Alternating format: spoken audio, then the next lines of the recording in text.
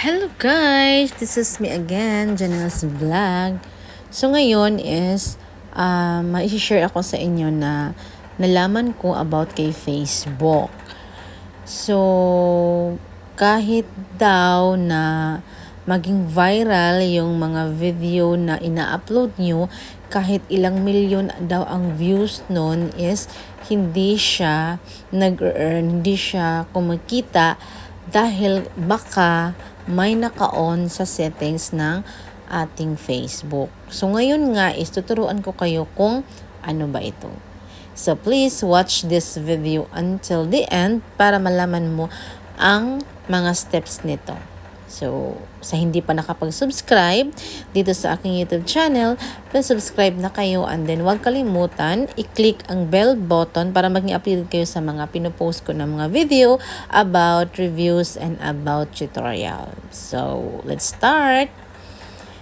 So, ngayon nga, ang first natin na gagawin is pupunta tayo dito sa ating Facebook na apps. Ayan, hanapin natin yung Facebook. Ayan, i-click natin. So, pag dito na tayo sa ating Facebook, sa loob ng ating Facebook is i-click lang natin itong ating menu. Tapos, i-click natin itong ating profile.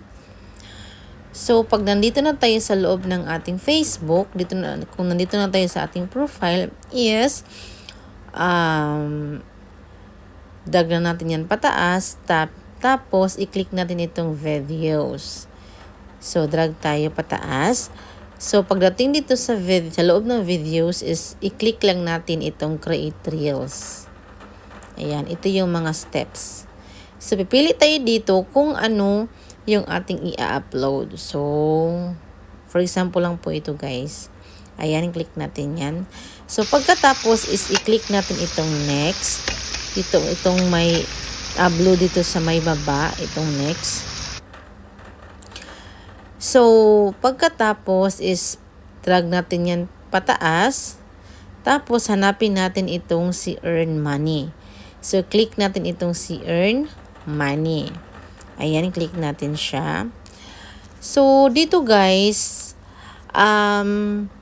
dito natin makikita itong si Add Product Link. So, pag naka-on kasi itong si Product Links is ito yung problema. Kaya, hindi kumikita yung video mo na in-upload na kahit ito ay isang viral na or marami na siyang views. So, i-click natin itong si Add Product Links. So, guys, ito talaga yung dapat yung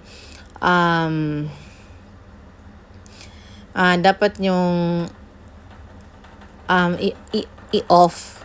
For example, if naka-on po siya, tapos na-upload nyo yung video, automatic po yan na hindi po yan mag-earn. So, itong add paid partnership label is kailangan talaga is naka-off po yan. Kasi, pag naka-on po yan at saka pag ma-detect yan ni Facebook, so, ayan, hindi siya talaga mag-earn.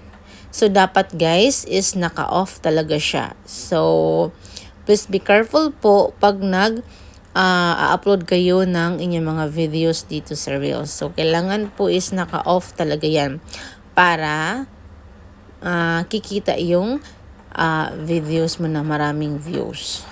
So, ayan guys, napakadali lang po niyang gawin.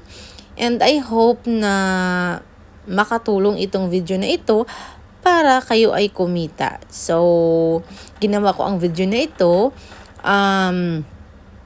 para malaman ninyo kung bakit hindi nag-earn or hindi kumikita yung mga videos nyo kahit madami na talaga siyang views. Kahit 1 million, kahit ilang million pa yan. Pag naka-on talaga ito is hindi talaga mag-earn yung in-upload mo na video.